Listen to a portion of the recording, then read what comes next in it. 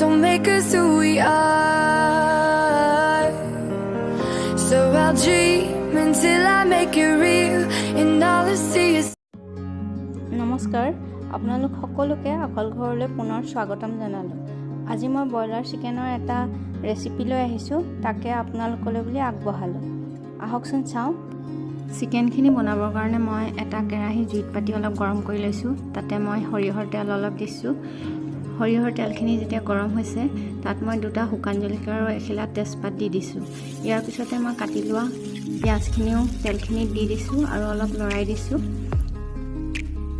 এতিয়া মই পিঁয়াজখিনিৰ লগত কাটি লোৱা 3টা কেঁচা জলকীয়া মিলাই দিছোঁ। তাৰপিছত মই অলপ সময় পিঁয়াজখিনি কম জুইতে এনেকৈ লৰাই ভাজি থাকিম।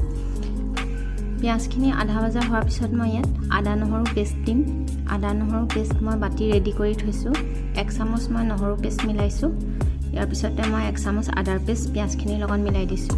এতিয়া মই পুনৰ কম জুইতে আদা নহৰু পেষ্টৰ সৈতে পিঁয়াজখিনি ভাজি ল'ম। এনেকুৱাতে মই মোৰ আন্দাজমতে অলপ নিমখ মিলাই দিছোঁ আৰু 2টা শুকান জলকীয়া মই অলপ পানী দি খুন্দনাত খুন্দি থৈছিলোঁ, সেই পেষ্টটো ইয়াত মিলাই দিছোঁ। এই সকলোখিনি মছলা মই কম জুইতে ভাজি আছোঁ। এতিয়া মই এই সময়খিনিতে হালধি 1 চামুচ মিলাই দিছোঁ।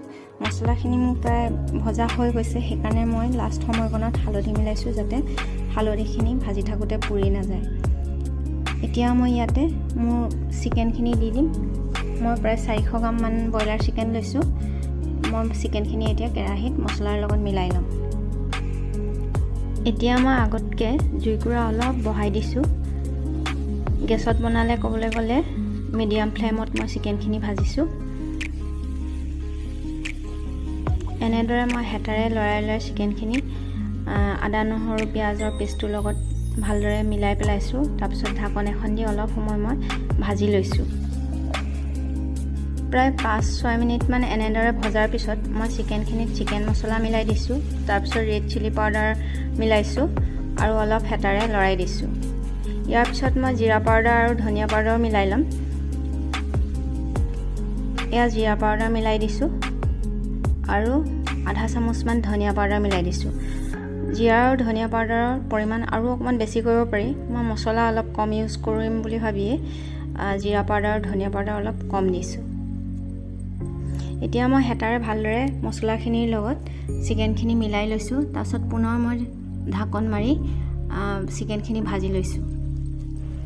কিছু সময় ভজাৰ পিছত চিকেনখিনি অলপ ফুটিবলৈ লৈছে। মছলাখিনিও ভালকৈ ভাজ খাই চিকেনৰ লগত লাগি গৈছে আৰু এই সময়খিনিতে আমি ইয়াতে কাটি লোৱা আলুখিনি মিলাই দিবলৈ লৈছোঁ। আলুখিনি মই আগতেই ধুই কাটি থৈছিলোঁ। এই আলুখিনি ভালদৰে চিকেনৰ লগত এতিয়া মিলাই দিছোঁ। পুনৰ আমি কম জুইতে এতিয়া আকৌ চিকেনখিনি ঢাকন মাৰি অলপ সময় আকৌ ভাজি ল'ম। জুই কমাই দিছোঁ যদিও মই চিকেনখিনি ঘনাই চেক কৰিছোঁ আৰু লগতে হেতাৰে অলপ বেছিকৈ লৰাই দিছোঁ, কাৰণ চিকেনখিনি যাতে কেৰাহীৰ তলিত লাগি নাযায়। আৰু অলপ প্ৰয়োজন অনুভৱ কৰি অকণমান পানী মই চিকেনখিনিত মিলাই দিছোঁ, যাতে চিকেনখিনি আৰু মছলাখিনি কেৰাহীত লাগি পুৰি নাযায়। ইয়াৰ পিছত পুনৰ আলু আৰু চিকেনখিনি মই ঢাকন দি অলপ সময় ভাজিছোঁ আৰু প্ৰায় ঘনাই মই চেক কৰি আছোঁ আৰু জুইকুৰা কমাই থৈছোঁ। আৰু এতিয়া মই ইয়াতে আলু ভাঙি চাইছোঁ, আলু আধা সিজা হৈছে। এই সময়খিনিতে মই ইয়াতে কাটি লোৱা বিলাহী 2টা মিলাই দিবলৈ লৈছোঁ। এয়া মই কাটি লোৱা বিলাহী 2টা চিকেনখিনিৰ লগত মিলাই দিছোঁ আৰু অলপ হেতাৰে লৰাই পুনৰ মই ঢাকন দি কম জুইতে চিকেন বিলাহী আলুখিনি ভাজি ল'বলৈ লৈছোঁ। মাজে মাজে ঢাকনখন দাঙি মই চিকেনখিনি চেক কৰিছোঁ আৰু হেতাৰে অলপ লৰাই মেলি পুনৰ ভাজি লৈছোঁ।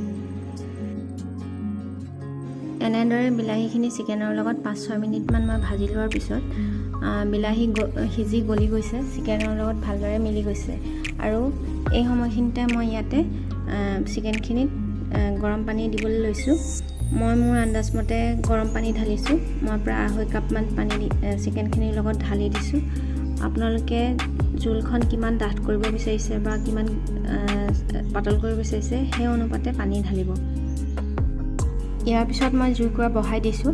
তাৰপিছত মই চিকেনখিনি ভালদৰে উতলিবলৈ ঢাকন মাৰি দিছোঁ। প্ৰায় 4 মিনিটমানৰ পিছত মই ঢাকনি দিয়া চিকেনখিনি চেক কৰিছোঁ। চিকেনখিনি ভালদৰে উতলিছে। এখন হেতাৰে মই আলু চেক কৰি চাইছোঁ। আগতেই মোৰ চিকেন আৰু আলু প্ৰায় সিজিয়ে গৈছিলে। এতিয়া পানীৰ লগত মই অলপ উতলাই লৈছোঁ যাতে মোৰ গ্ৰেভিখন ভালদৰে হয়। যদিও আলু মাংস এইবোৰ সিজিলে, তথাপিও মই আৰু অলপ সময় গ্ৰেভিখন কম জুইতে উতলাই ল'ম। 2-3 মিনিটমান গ্ৰেভিখন কম জুইতে উতলোৱাৰ পিছত মই এতিয়া জুইকুৰা নুমুৱাই দিছোঁ। মই মোৰ চিকেনৰ গ্ৰেভিখিনি এটা কাঁচৰ বাতিত উলিয়াই লৈছোঁ। এই গ্ৰেভিখন আপোনালোকে ভাতৰ লগতো খাই চাব পাৰে বা ৰুটিৰ লগতো খাই চাব পাৰে। নিশ্চয় খাই ভাল পাব।